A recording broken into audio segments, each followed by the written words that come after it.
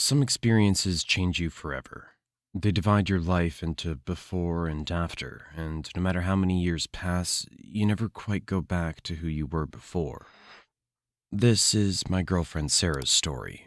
One she's given me permission to share as a warning to others about how quickly an ordinary day can turn into a nightmare. It happened in 2011 when Sarah was in 6th grade. She was 11 years old, that delicate age where you're starting to feel grown up, but you're still very much a child. Her parents both worked, and since their neighborhood was considered safe and Sarah was responsible for her age, she was allowed to spend an hour alone after school before her mom got home. It was a Wednesday in April. Sarah recalls the details with a crystal clarity that only trauma brings. That afternoon was unusually warm, and she'd opened some windows to let in the spring breeze. She was sprawled on her living room couch, working on math homework while some Netflix show played in the background. Normal, mundane details that make what happened next even more terrifying. The first sign that something was wrong was a shadow passing by the front window. Sarah didn't think much of it at first. Probably just someone walking their dog or jogging past. But then came another shadow, and another, followed by the sound of footsteps on the front porch. She muted the TV, her heart starting to race. The doorbell rang once, then again immediately after. Sarah stayed perfectly still, following her mom's rule about not answering the door when home alone. The doorbell rang a third time, more insistent. Then came the sound that still haunts her nightmares. The distinct crack of someone kicking the door, hard. Sarah's mind went blank with fear, but her body moved on autopilot. She grabbed her phone from the coffee table and ran for the stairs, taking them two at a time as another thunderous kick shook the house. Just as she reached the top of the stairs, she heard the sickening sound of splintering wood as the door finally gave way. "Check upstairs!" A male voice shouted from below. "I'll take the first floor." Sarah darted into the bathroom, the only room in the upstairs hallway with a lock. Her trembling fingers managed to turn the lock just as heavy footsteps started up the stairs. She slid down against the door, trying to make herself as small as possible while fumbling with her phone to dial 911. 911, what's your emergency? Sarah whispered her address, barely able to form the words. "Please hurry. There are men in my house. They broke down the door. They have guns." She could hear them moving through the upstairs rooms, throwing things around, opening closets. The dispatcher kept her on the line, telling her help was coming, telling her to stay quiet and stay hidden. Then came the footsteps in the hallway. Slow, deliberate, testing each door. "Found something!" The voice called out. "Bathroom door's locked!" The first impact against the bathroom door made Sarah jump. The second made the hinges creak. Sarah looked around frantically, her eyes landing on the window above the toilet. It overlooked the backyard, a good 15 feet down. Another crash against the door. The frame started to splinter. The dispatcher's voice came through the phone. "Sarah, are you still there? Officers are 1 minute out." But Sarah knew she didn't have a minute. The door wouldn't hold that long. Making a split-second decision that would save her life, she climbed onto the toilet and pushed open the window. It was a tight fit, but she was small for her age. Just as she wiggled halfway through the window, the bathroom door burst open. Sarah didn't look back. She pushed herself through and let gravity take over. The fall felt like forever and no time at all. She hit the ground hard, the impact shooting through her legs, but adrenaline kept her moving. She ran toward the front of the house, hearing sirens getting closer. As she rounded the corner of the house, she nearly ran straight into a police officer with his gun drawn. He quickly pulled her behind him, keeping his weapon trained on the house as more officers arrived. The two men were caught trying to escape through the back door. They had guns, zip ties, and a list of empty houses in the neighborhood. Houses where kids came home from school before their parents got off work. Sarah's house wasn't their first target, but thanks to her quick thinking, it was their last. Physical recovery was quick. Miraculously, Sarah only had bruises from her fall. The emotional recovery took longer. For months, she couldn't be alone in the house. Every unexpected noise made her jump. She insisted on new locks for all the doors and windows, and her parents installed a security system. Years have passed, and Sarah's mostly okay now, but some things stay with you. She still checks every lock twice before going to bed. She always knows where the nearest exit is in any room. And she never, ever ignores that gut feeling that tells you something isn't right. When I asked her why she wanted me to share her story, she said it's because she wants people, especially young people, to know 3 things. First, trust your instincts. If something feels wrong, it probably is. Second, have a plan. Know your escape routes and keep your phone charged and nearby. And third, sometimes the scariest choice, like jumping from a second-story window, is the one that saves your life. Sarah's story could have ended very differently. She was lucky, she was brave, and she was prepared. Not everyone gets that combination. But maybe sharing her story will help someone else survive their own nightmare. They say that humans have a 6th sense when it comes to danger. Some primal instinct left over from our caveman days that warns us when a predator's nearby. I never really believed in that sort of thing until one night 7 years ago.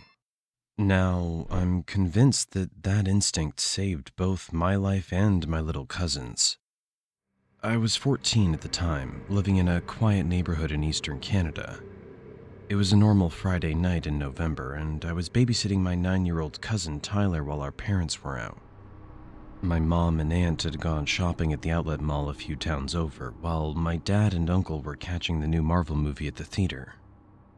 It was supposed to be an easy night of watching TV and making sure Tyler didn't stay up too late. The first hint that something was wrong came around 9 p.m. We were sprawled out on the living room couch, watching some stupid Cartoon Network show when I felt it. This creeping sensation along my spine, like someone had dropped an ice cube down my shirt. You know that feeling when you're alone in a dark room and you're absolutely certain someone's watching you? It was like that, but worse.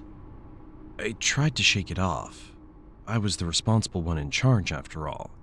No reason to freak myself out over nothing. But the feeling wouldn't go away. It kept building, minute by minute, until I couldn't focus on anything else. "Hey, I'm gonna check the doors real quick," I told Tyler, trying to sound casual. He barely looked up from the TV as I walked to the back door. Everything looked normal. The porch light was on, illuminating the empty deck and the dark yard beyond. I double-checked the lock and started heading back through the kitchen. That's when I saw him. There was a face in the kitchen window. Even now, years later, I can perfectly recall every detail of that moment. The yellowish kitchen light cast harsh shadows across his gaunt features. His skin was weathered and dirty, his hair matted and wild. But it was his eyes that haunted me. Wide and unblinking, focused entirely on Tyler in the living room. He didn't even notice me standing there. My blood ran cold, but training from football kicked in. Stay calm, assess the situation, make a plan. Hey, buddy. I called out to Tyler, keeping my voice steady. It's getting pretty late. We should head upstairs before your parents get home.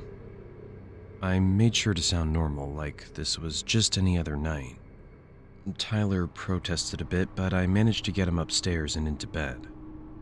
The whole time my mind was racing. At 5'8" and 125 pounds, I was a teenage football player.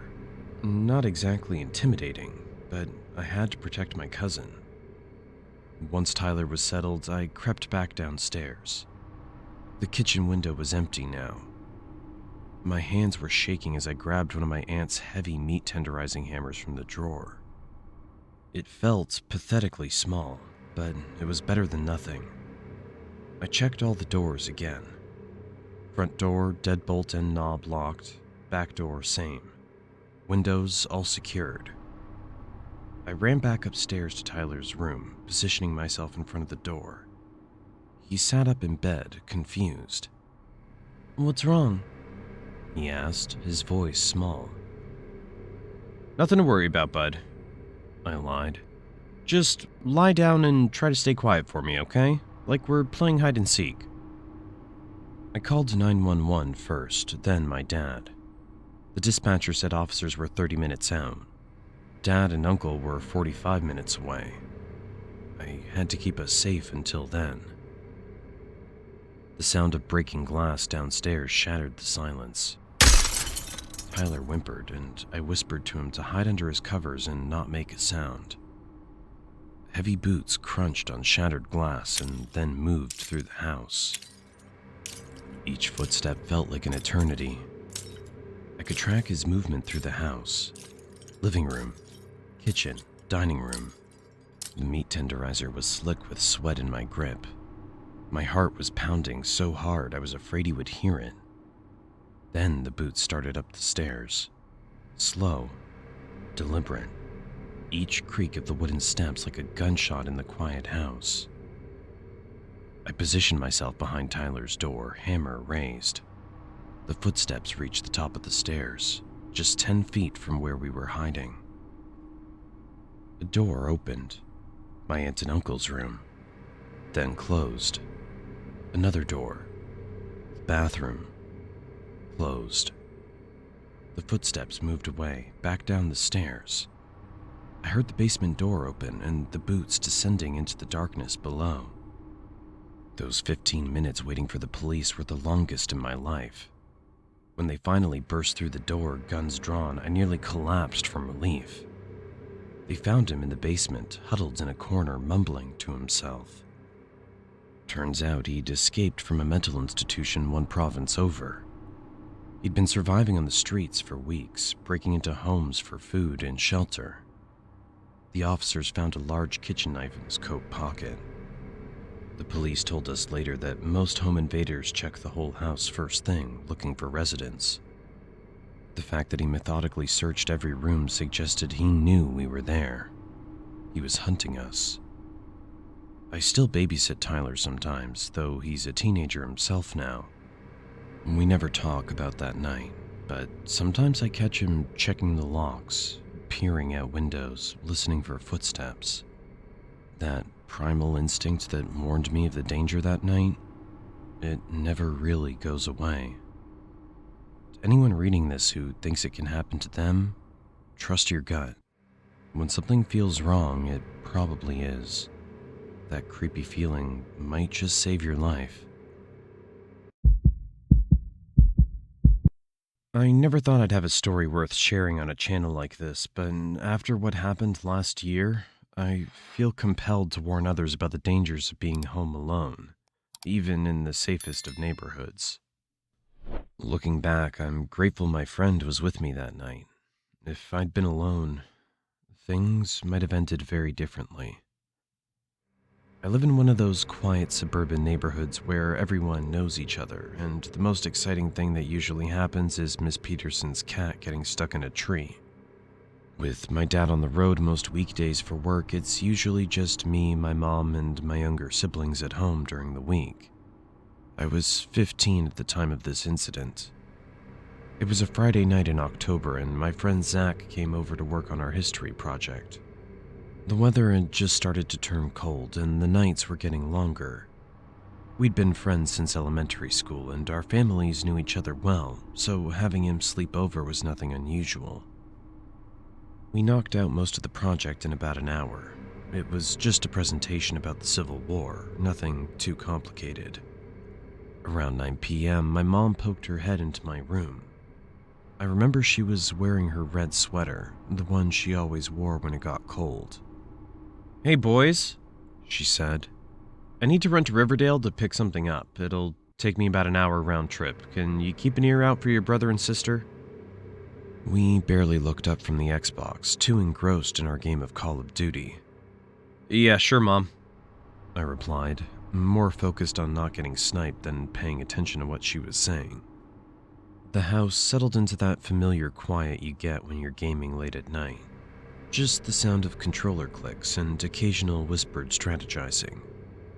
We had the volume low so we could hear if my siblings needed anything. That's when we heard it. A soft scraping sound coming from my window. My bedroom's on the first floor, facing our backyard. We have 2 dogs, a German Shepherd and a Golden Retriever, who usually bark at everything from squirrels to falling leaves. But that night, they were eerily silent. At first, we tried to ignore it. The scraping would stop for a few minutes, then start again, like someone dragging something across the window screen. "Probably just a branch," Zach suggested, but I could hear the uncertainty in his voice. After about 5 minutes of this, the scraping turned into a soft thumping sound, followed by what sounded like labored breathing. We muted the TV completely. "Dude, we should check it out," Zach whispered, though neither of us moved from my bed. The thumping got louder, more insistent. That's when we noticed something else. A shadow passing back and forth across the small gap between my blinds and windowsill. Whatever was out there was definitely moving. My hand was shaking as I reached for my phone to call my mom. But before I could dial, Zach stood up and walked toward the window. "What are you doing?" I hissed, but he was already reaching for the blinds. "If it's someone messing with us, we should know," he replied, trying to sound brave, but his voice cracking slightly. In one quick motion, he yanked the blinds up. What we saw will haunt me forever. There, illuminated by my bedroom light, was a man slumped against my window. His dirty jacket was soaked with what looked like blood, and one trembling hand was pressed against the glass, leaving red smears as he tried to keep himself upright. His face was pale and drawn with pain, eyes wild and unfocused as they met ours through the window. He looked like he was trying to say something, but no sound made it through the glass. We both screamed and jumped back. I fumbled with my phone, finally managing to call my mom. She must have broken several speed limits getting home because she arrived in what seemed like minutes. The police and ambulance weren't far behind her. They found drug paraphernalia in his pockets. He'd apparently gotten into a fight at a nearby gas station, then wandered into our yard, disoriented and desperate for help. Or at least that's what they told us. But here's the part that still keeps me up at night. When they were checking the yard, they found fresh cigarette butts by my window. Lots of them. The officers said they were hours old, suggesting someone had been watching us long before we heard anything. The homeless man was treated and eventually recovered, but I still wonder about those cigarette butts. Had someone been watching us? Was the injured man's appearance just a coincidence? Or had he interrupted someone's plans for that night? We installed security cameras the next week, and my dad made sure to reinforce all our windows. But I still can't shake the feeling that someone was watching us that night and waiting for the right moment. Sometimes when I'm alone in my room, I'll hear a sound outside my window and my blood runs cold. I keep my blinds closed now, always.